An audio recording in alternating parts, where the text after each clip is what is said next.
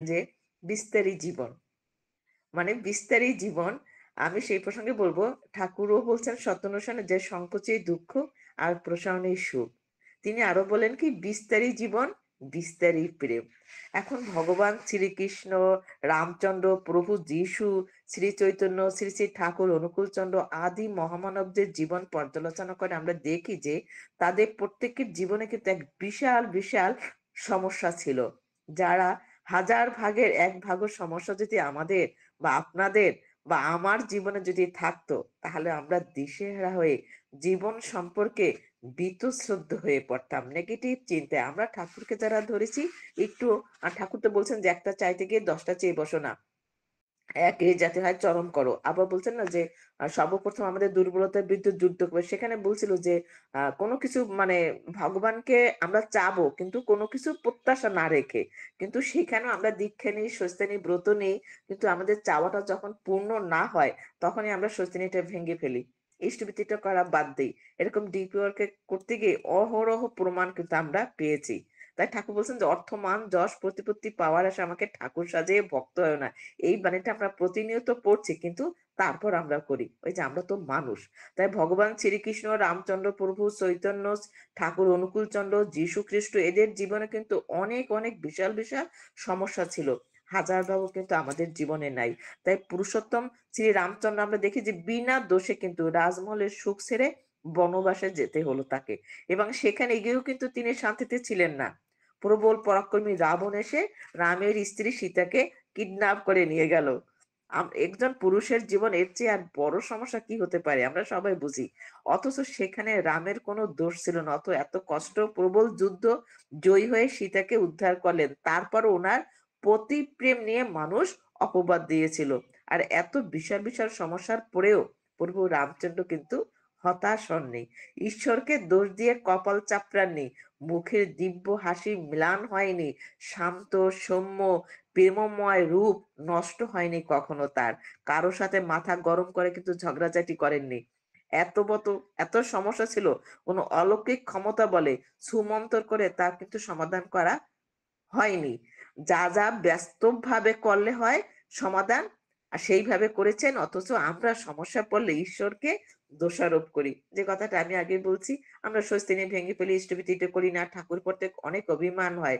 কিন্তু প্রভু রামচন্দ্র কিন্তু সেটা করেনি। সেটাই ঠাকুর বলছেন না যে করো পাও হও, করাই পাওয়ার জননী না করে যে পেতে চায় দুঃখ তার পিছে দেয়। হতাশ হয়ে কিন্তু রামচন্দ্র বসে থাকেনি। তিনি তার বুদ্ধি অলৌকিকভাবে কিন্তু সুমন্ত্র দিয়েও সীতামাকে উদ্ধার করে নিয়ে আসেনি। কৌশলে ধৈর্য সহকারে মোকাবিলা করে সীতা মাকে উদ্ধার করেছেন। তারপর আমাদের স্বয়ং ভগবান শ্রীকৃষ্ণের জীবনও, তিনি স্বয়ং ঈশ্বর ছিলেন। আর এই বিশ্ব ব্রহ্মাণ্ডের অধীশ্বর তিনি। অথচ তার জন্মটা হয়েছিল কোথায়? কারাগারে। আর জন্মের পর মায়ের বুকের দুধ অব্দি তিনি পাননি। সুযোগ হয়নি সেটা। রাতের অন্ধকারে পালিয়ে আসতে হলো অনেক দূরে পালিতা মায়ের কাছে। আর সেখানে কিন্তু শান্তি ছিল না ভগবান শ্রীকৃষ্ণের।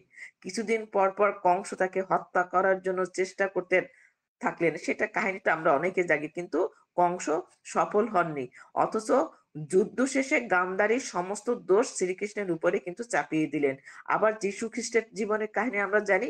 যীশু খ্রিস্টের জীবনে চরম অত্যাচার, লাঞ্ছনার কথা আমরা সবাই সেটা জানি। আমরা টিভিতে দেখি, নাটকে দেখি। আবার শ্রী শ্রী ঠাকুর অনুকূলচন্দ্রের শৈশব থেকে বার্ধক্য অবধি যে পরিমাণ সমস্যা, অভাব, অনটন, অপবাদ, চক্রান্ত সহ্য করতে হয়েছিলেন কিন্তু ঠাকুরকে। তারপরে তিনি কিন্তু থেমে যাননি। অথচ এত বিশাল বিশাল অকল্পনীয় সমস্যার মধ্যেও তারা কিন্তু প্রত্যেকেই ছিলেন কিন্তু ধর্মে অবিচল, আর সত্যের পথে নিরন্তর ছিলেন। শান্ত, সৌম্য, সুন্দর একটা জীবন নিয়েছিলেন। আর সমস্যা নিয়ে তারা কিন্তু কেউ ব্যতিব্যস্ত হননি, হতাশায় ভোগেননি, দিশেহারা হয়ে জীবন থেকে পালিয়ে বেড়াননি। বরং তাদের এত বিশাল ছিল জীবনটা, এত মহৎ উচ্চতর চিন্তা ভাবনা ছিল, যার জন্য কিন্তু তারা কাবু হননি। তাই ঠাকুর বলছেন না যে তোমরা, আমরা সকলে ঠাকুরের মানুষ, যে তোমরা ঠাকুরের মানুষ, মানুষের কাছে তোমাদের কাবু হওয়ার কিছু নেই। কিন্তু মানুষ তোমাদের কাছে কাবু হওয়ার অনেক কিছু আছে। কারণ আমরা যে শক্তিতে, আমাদের যে ধন, পরমপিতা যে ধন আমাদের দিয়েছেন, ওই মানুষগুলোর কিন্তু সেটা নাই। তাই আমরা যদি নিজেদের জীবনে নানা সমস্যার মধ্যেও শান্তিতে, আনন্দে, স্বচ্ছন্দে থাকতে চাই, তবে যার, যার জীবনকে আরো বিস্তৃত করতে হবে। ওই যে বিস্তারী জীবন ঠাকুর বলছেন, আমাদের সোনালী মা বলছেন, বিরাট শিশুর সাথে যুক্ত হতে হবে। যুগে, যুগে সেই বিরাট পুরুষ আমাদের মাঝে আসেন, আমাদের মতো হয়ে। তিনি যুগোপযোগী সদ্গুরু, তিনি সমস্ত সমস্যার সমাধান করেন। ঠাকুর বলছেন না যে সর্ব সমস্যার সমাধান জানিস ইষ্ট প্রতিষ্ঠান। সেই ঠাকুরকে যদি আমাদের জীবনে, আমার পারিপার্শ্বিক সকলের মধ্যে যদি আমরা প্রতিষ্ঠিত করতে পারি, তাহলে আমাদের সব সমস্যার সমাধান হয়ে যায়। আত্মকেন্দ্রিক আমরা হব না। সোনালী মা অনেক কথা বলছেন, অনর মা এত স্পিড ভাবে কথা বলে, অল্প সময়ের ভিতরে সুন্দর অনেক কথা বলে গেছেন। তাই আমাদের জীবনে মহান উচ্চতর অধিষ্ঠিত হতে হলে আমাদের সদ্গুরু পেতে ধরতে হবে। আর ডিপিওরকে কিন্তু আমরা যাজনটা ঠিক এইভাবেই করি। বহু ক্যান্সারে আক্রান্ত গুরু ভাই বোন মায়েদের আমরা দেখেছি, আমাদের গল্প শুনেছি, সত্যকে দেখেছি, ডিপিওর করতে গিয়ে দেখেছি কোনো রকম তাদের কিন্তু হতাশা বা নিরানন্দ তাদের গ্রাস করতে পারেনি।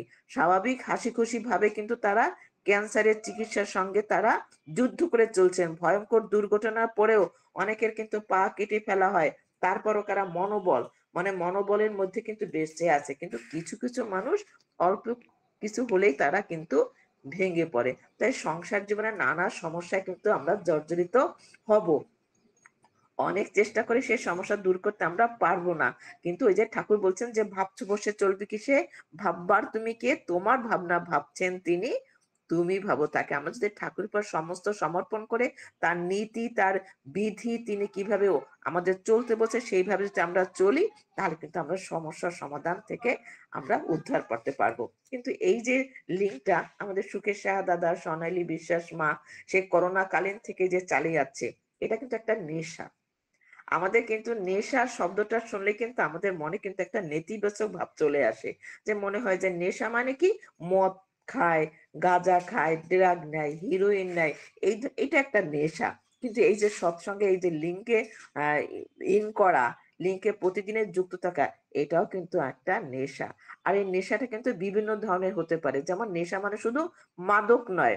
আমরা যদি শব্দটার অন্তর্নিহিত তাৎপর্য যাই, তাহলে আমরা দেখি কি, যেমন একজন চিত্রশিল্পী যিনি দিন রাত রং তুলিতে ব্যস্ত থাকেন, জীবনের সমস্ত জটিলতা ভুলে ক্যানভাসে তার ভাবনা আঁকেন, তিনি কিন্তু নেশাগ্রস্ত নন। তিনি ওই যে চিত্রশিল্পী, তার ছবি আঁকাটাই তার কিন্তু নেশা। আবার একজন শিক্ষক, এই যে আমাদের স্বর্ণালী বিশ্বাস মা শিক্ষক, সকালবেলা ঠাকুর পুজো দিয়ে অনলাইনে ইষ্ট প্রসঙ্গ আলোচনা করে সমস্ত সংসারে রান্না বান্না করে সে কিন্তু স্কুলে চলে যাবে। এটা কিন্তু তার নেশা, মানে এই যে ভালো নেশা। আবার একজন গবেষক যিনি দিনের পর দিন নিরবিচ্ছিন্নভাবে পরিশ্রম করে নূতন নূতন কিছু আবিষ্কার করেন, তিনি তো একজন নেশাখোর। এই যে গবেষণা করেন। একজন কৃষক ভোরবেলা উঠে সে জমিতে গিয়ে বীজ বপন করে, গাছের যত্ন নেয়, সে কিন্তু একজন নেশাখোর। যেমন মদের নেশায় মানুষ সব ভুলে যায়, তেমনি ইষ্টের নেশায় কিন্তু সবকিছু আমরা ভুলে যাই, ইষ্ট নেশায় মত্ত হয়ে। কেন দেখবেন যে আত্মীয় স্বজন কিন্তু অনেকে অনেক জায়গায় ইনভাইট করে, সকালবেলা আসেন আমার বাসায়, সন্ধ্যা করে একটু আসেন, একটু ঘুরি, আড্ডা মারি। হয় না, কেন হয় না? আমাদের নেশা থাকে, এই লিঙ্কে আমরা যুক্ত হব। তো এই যে ইষ্ট নেশায় যদি কেউ আমরা মত্ত হয়ে থাকি, তাহলে সব দুঃখ কষ্ট আপনাতে আমাদের কিন্তু মুছে যাবে। আর ইষ্ট নেশা মানে কি, মঙ্গল নেশা, যা ঈশ্বর প্রেম, সেবা প্রীতি, আত্মজ্ঞানের অনেক উচ্চতর পর্যায়ে নিয়ে যায়। কারণ এই যে সোনালী মার কথা শুনলে আমি অনেক সমৃদ্ধ হয়েছি। খেলা মা সঞ্চালনা করছেন, তার ভিতর থেকে সুন্দর সুন্দর ঠাকুরের কথা বলছেন, আমি সমৃদ্ধ হচ্ছি। আমার চেতনা, আমার চিন্তা চেতনা কিন্তু অনেক ঊর্ধ্বের দিকে চলে যাচ্ছে। তাই আসলে আমার মনে হয় যে আমরা সবাই কিন্তু নেশাগ্রস্ত। আর সেটা হলো এই ইষ্ট নেশা। তাই আমরা প্রতিদিন এই ইষ্ট নেশা যুক্ত থাকলে আমাদের অশুভ নেশা, যেমন মদ, ড্রাগ, পর্নোগ্রাফি, অহংকার, ভোগের প্রতি আমরা আসক্তি, এই সব নেশা কিন্তু আমাদের ধ্বংস হয়ে যাবে। তাই ঠাকুর বলছেন না যে লাখো ধান্দায় মনটি ব্যস্ত, ইষ্ট ধান্দায় বইলি না, তবু চাস বিধির দয়া, মতিচ্ছন্ন বুঝলি না। যেমন স্বামী বিবেকানন্দের একটা ইষ্ট নেশা তাকে সারা ভারত বিশ্বের দরবারে নিয়ে গিয়েছিল। মাদার তেরেসার মানব সেবার নেশা, দুস্থদের সেবা করার নেশা ওনাকে মহামানব করেছিল। রবীন্দ্রনাথ ঠাকুরের সৃষ্টির নেশায় দিনরাত লিখছেন, শুধু গান, কবিতা, ছবি এঁকেছেন, যার সুফল কিন্তু আজও আমরা ভোগ করছি আর করে যাব। এত গেল বিশিষ্ট মানুষ বা মনীষীদের কথা, কিন্তু সমাজে এমন প্রচুর মানুষ আছেন যারা মানব সেবায় রত, নিরলস শ্রম দিয়ে মানুষের পাশে দাঁড়ান। এই যে ডিপিওর, এটাও কিন্তু একটা মানব সেবা। তাই নেশা বদলালেই জীবন কিন্তু বদলে যায়। একজন মাদকাসক্ত যুবক সৎসঙ্গের সংস্পর্শে এসে নিয়মিত নাম ধ্যান ইষ্ট কর্মের মধ্যে কিন্তু যুক্ত হয়। এই ডিপ ওয়ার্কের মধ্যে দিয়ে আমরা কিন্তু এরকম বহু দৃষ্টান্ত রয়েছে। তাই আসুন আমরা প্রতিনিয়ত এই ইষ্ট নেশায় আমরা মত্ত থাকি। যেহেতু মাতৃ সম্মেলন, মায়েদের কথা, আমার কথা না, ঠাকুর কি বলেন আমি জানি না। এই যে নারী শব্দের অর্থ কি? নারায়ণের ইতি নারী, মানে নারী পালন করে ও পোষণ দেয়। আর শ্রী শ্রী ঠাকুর বলেন কি, নারী হতে জন্ম বৃদ্ধি পায়, তাই নারী জননী। আর এমনি করিয়া সে জাতিরও জননী। তার শুদ্ধতার উপর নারীর শুদ্ধতা নির্ভর করিতেছে। এ স্খলিত নারীর চরিত্র হইতে ব্যর্থ জাতির জন্ম লাভ করিয়া থাকে। বুঝিও নারীর শুদ্ধতার প্রয়োজনীয়তা কি। কারণ সৎ আদর্শে অনুপ্রাণিত হয়ে চললে সুস্থ পরিবার গড়ে ওঠে। নারী জীবনে পূর্ণতা প্রাপ্তি ঘটে কোথায় মাগো? সুপ্রজনন ও সুসন্তান লাভের মাধ্যমে। আর সেই সুসন্তান লাভ করা সম্ভব ঠাকুরের নীতি বিধি পরিপালন ও সুবিবাহের মধ্য দিয়ে। হয়তো আমরা এখানে যারা যুক্ত আছি, আমরা সকলে দিদিমা ঠাকুমা হয়ে গেছি, কিন্তু এই কথাগুলো, এই যাজনগুলো যাতে ইয়ং জেনারেশনের ভিতরে আমাদেরকে ছড়িয়ে ছিটিয়ে দিতে হবে। আদর্শ জাতি গঠন করতে হলে সর্বাগ্রে আমাদের আদর্শ মার প্রয়োজন। আর এই জন্য ঠাকুরকে আমরা গ্রহণ করা আমাদের একান্ত প্রয়োজন। শুধু আমরা তো গ্রহণ করেছি, যারা গ্রহণ করেনি ডিপ ওয়ার্কের মধ্যে দিয়ে তাদেরকে এই জিনিসগুলো আমাদের বুঝাতে হবে। ঠাকুরের চরণ পূজা মানে কি? তিনি যে চলনে চলতে বলেছেন, চলতে শিখিয়েছেন, সেই চলনে অভ্যস্ত হয়ে আদর্শ জাতি গঠনের সহস্তর হয়ে উঠবে। তা না হলে কিন্তু হবে না। তার নির্দেশ পালনে সর্ব সমস্যার সমাধান হয়।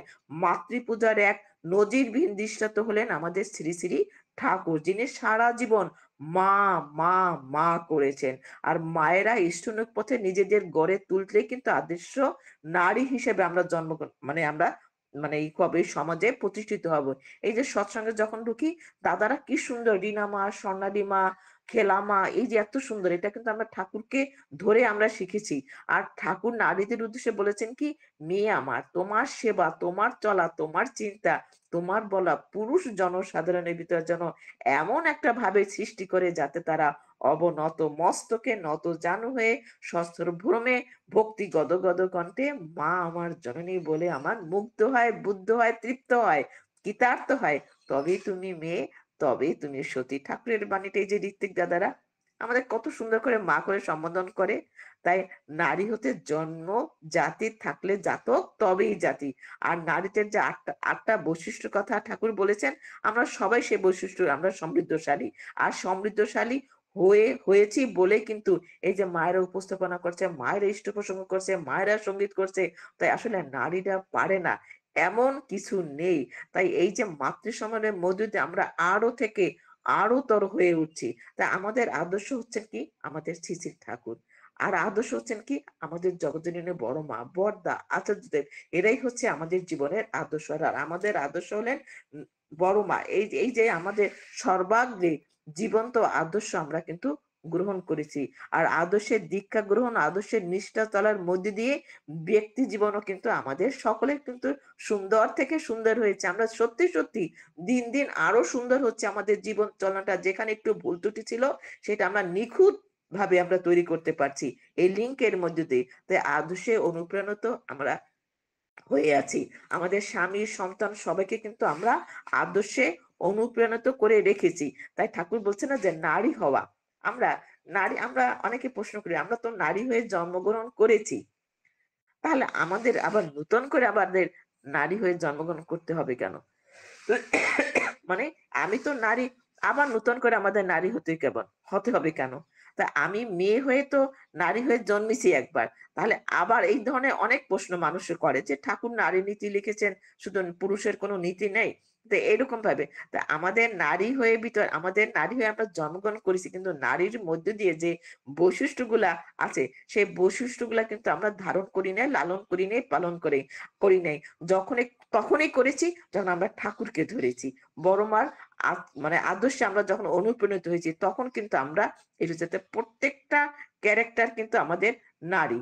যেমন নারী মেয়ে, নারী বধূ, নারী মা, নারী ঠাকুরমা, নারী দিদিমা। তো এই যে বৈশিষ্ট্যকে বজায় রেখে আমি সঠিক মানুষ হতে পারবো, সঠিক মা হতে পারবো। এই বৈশিষ্ট্যগুলো যদি আমার জীবনে না থাকে আমি কোনটাই হতে পারবো না। তাই আমার মধ্যে মাতৃত্ববোধ জাগবে সত্যি যখন আমরা ঠাকুরের নারী নীতির ৮ টা বৈশিষ্ট্যগুলো আমরা যতক্ষণ পর্যন্ত আমাদের হৃদয়ঙ্গম ভিতরে মূর্ত করতে না পারবো ততক্ষণে কিন্তু আমি সত্যিকারের নারী হতে পারবো না। তাই একজন নারী সৃষ্টির মূলে নারী। আর শ্রী ঠাকুর তাই মায়েদেরকে এত গুরুত্ব দিয়েছেন, এত মূল্যায়ন করেছেন। তাই ছোটবেলায় মেয়েদের দীক্ষা গ্রহণ করা। আমরা যখন বিপিওরকে যাই, যাজনে যাই, আমাদের সৎসঙ্গ পরিবারে কিন্তু অনেক মেয়েরা রয়েছে এখনো অদীক্ষিত। মায়েরা বাধা দেয়। মানে মায়েরা বাধা দেয় যে মেয়ে বিয়ে দেবো কোথায়? এই যে একটা কুসংস্কার আমাদের ভিতরে রয়েছে। কিন্তু এই অনলাইনে ইষ্ট প্রসঙ্গ করে বিভিন্ন এপার বাংলা ওপার বাংলা, আগে আমরা একটা কুয়ার মধ্যে ছিলাম। হয়তো কয়েকজনের ইষ্ট প্রসঙ্গ শুনতাম। যারা ঠাকুরবাড়ি আপনাদের যাওয়ার সৌভাগ্য, আমাদের তো সৌভাগ্য হয় না। আমাদের অনেক জটিলতা বাংলাদেশ থেকে ঠাকুরবাড়িতে যাওয়ার। সুতরাং এই অনলাইনের মধ্যে দিয়ে কিন্তু আমরা অনেক কিছু শিখেছি। অনেক মানুষের দীক্ষা মানে ইষ্ট প্রসঙ্গ শুনে যে মানে আমাদের যেসব পরিবারে মায়েরা সৎসঙ্গ পরিবারের মেয়েরা অদীক্ষিত ছিল তারাও কিন্তু সৎমতে দীক্ষা নিয়েছেন। আসলে মূল উদ্দেশ্য হচ্ছে আমরা ভালো থাকবো আমাদের পরিবেশ নিয়ে। পরিবেশ ছাড়া কিন্তু ভালো থাকা যায় না। পরিবেশ যদি দুষ্ট হয় আমি কিন্তু আমার মনটাও দুষ্ট হয়ে যাবে। তাই স্বর্ণালী মা খুব সুন্দর করে সে বাণী পাঠের মধ্যে দিয়ে এই কথাগুলো বলেছেন। তাই আসলে সময় সংকীর্ণ। আমি আর কিছু বলব না। আজকে যারা এখানে যুক্ত হয়েছেন, যারা যুক্ত হতে পারেন তাদের বিশ্ব শান্তি কামনায় আর আমার সোনালী মায়ের বাবার আত্মার শান্তি প্রার্থনা করে আমাদের সুখেশ দাদা, অনেকদিন পর দাদার কণ্ঠ শুনলাম, খুব ভালো লেগেছে। আসলে একটু ব্যস্তও থাকি, আবার বিভিন্ন লিঙ্কেও থাকি। আর দেশের অবস্থা তো ভালো না, বাংলাদেশে আপনারা সবাই জানেন, আতঙ্কের মধ্যেও থাকি। কিন্তু আমরা যত আতঙ্কের ভিতরে থাকি না কেন, ওই যে ইষ্ট চিন্তা যদি থাকে মনে, তাহলে কোনো কিন্তু আমাদের আটকাতে পারবে না। তাই ইষ্টকে নিয়ে আছি, ভালো আছি। আমরা বাংলাদেশের জন্য আপনারা চিন্তা করবেন না। আমরা খুব ভালো আছি। জয় গুরু সবাইকে। সবাই খুব ভালো থাকবেন। জয় গুরু।